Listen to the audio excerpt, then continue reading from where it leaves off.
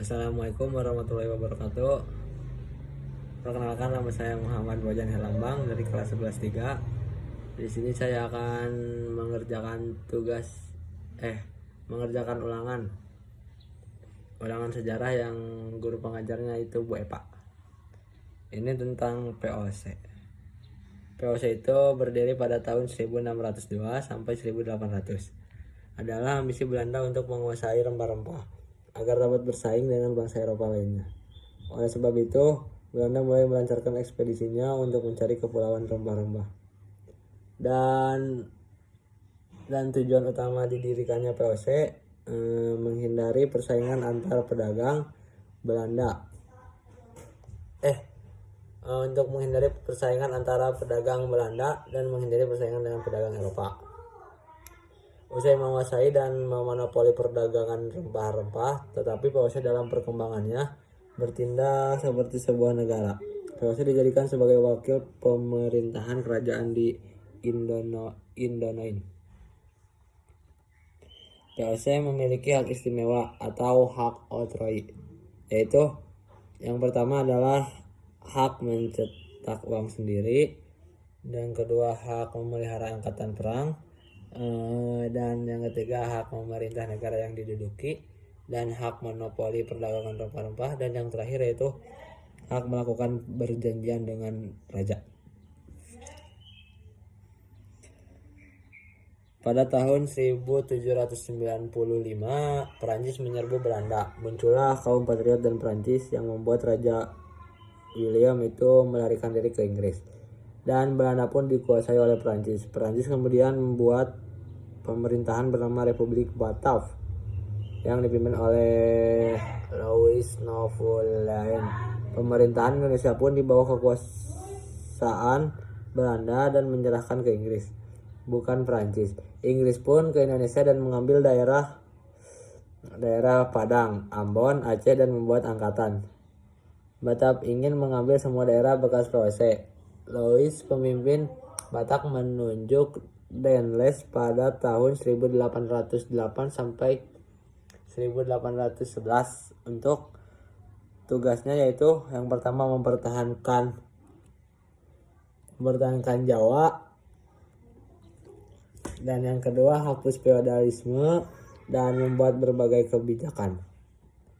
Dan kebijakan pertahanannya yaitu memperbanyak jumlah pasukan, yaitu 18.000 orang pribumi. Dan yang kedua membuat angkatan Legion Mangkunegara. Yang ketiga membuat Jalan Raya Anyer Panarukan. Dan kebijakan politik dan pemerintahan, mengangkat bupati sebagai pegawai.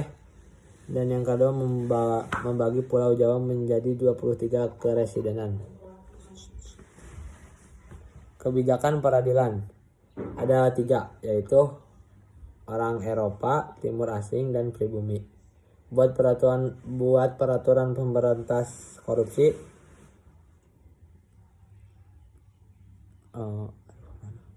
kebijakan sosial ekonomi, yaitu melakukan pajak dan meningkatkan penanaman yang laku di pasar dunia, penanaman.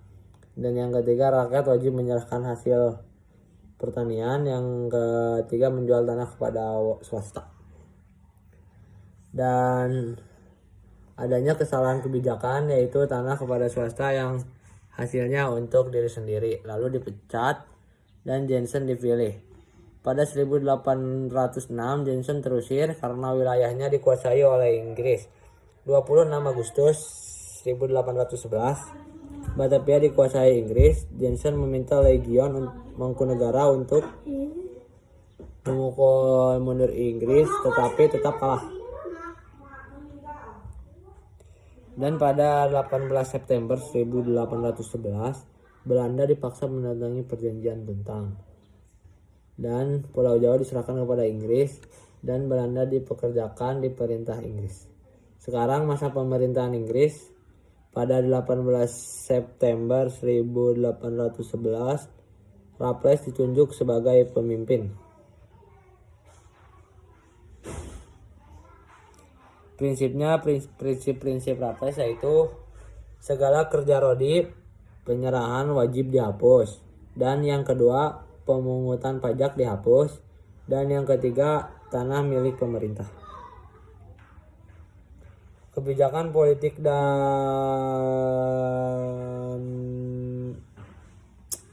pemerintah membagi Pulau Jawa jadi 18 keresidenan. Yang kedua, mengangkat bupati sebagai pegawai pemerintah.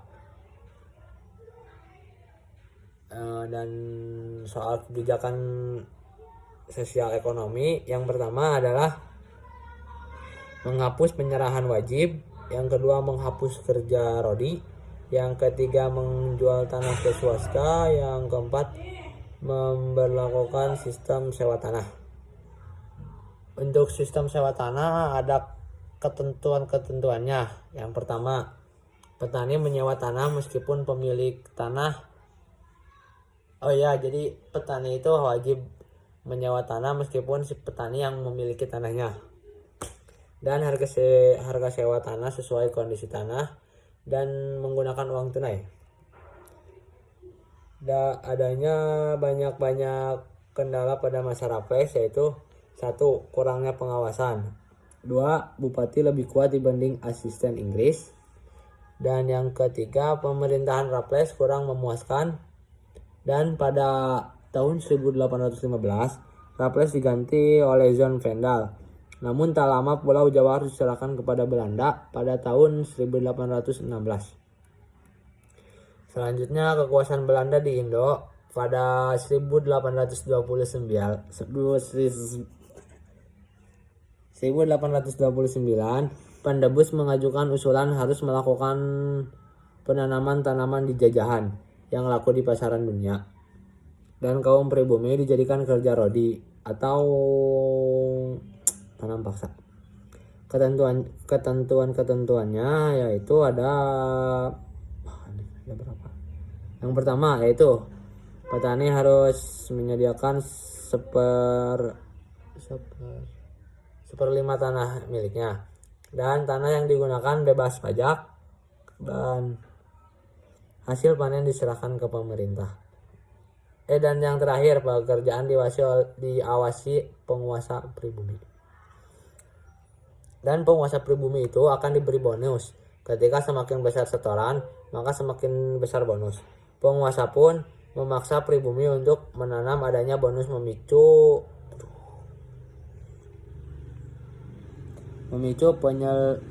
penyelewangan tanah pada luas tanah seperlima yang telah digunakan. Sistem tanam paksa menimbulkan pro dan kontra. Pada 1860 terbit 2 buku Stiker Kontrakten oleh Franzen. Dan sejak itu sistem paksa mulai dihapus dan diganti sistem ekonomi liberal. Kemudian saya akan menjelaskan tentang politik pintu terbuka. Politik pintu terbuka adalah kebijakan perekonomian Indonesia dibuka pada swasta untuk pertumbuhan ekonomi dan kesejahteraan. Kebijakan pintu terbuka yang pertama, ada sistem tanam paksa dihapuskan, dan yang kedua, ekonomi diserahkan kepada swasta, dan yang ketiga, ditandai dikeluarkannya undang-undang agraria dan gula. Dan pelaksanaan untuk pintu terbuka yaitu yang pertama ada perkebunan tebu, yang kedua ada perkebunan tembakau,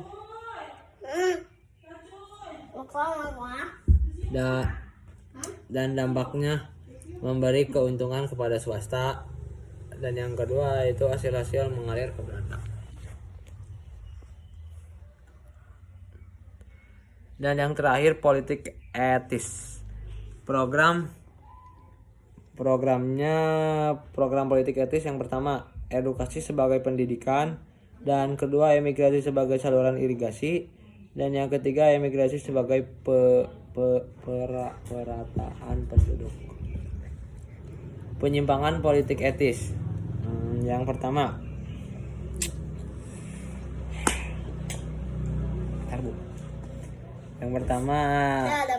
ada edukasi untuk tenaga kerja dan irigasi untuk mengairi perkebunan, dan emigrasi untuk memenuhi tenaga kerja perkebunan.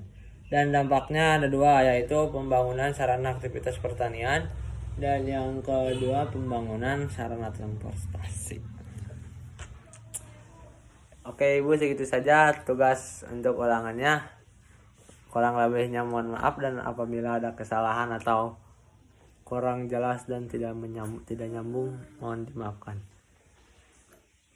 Assalamualaikum warahmatullahi wabarakatuh.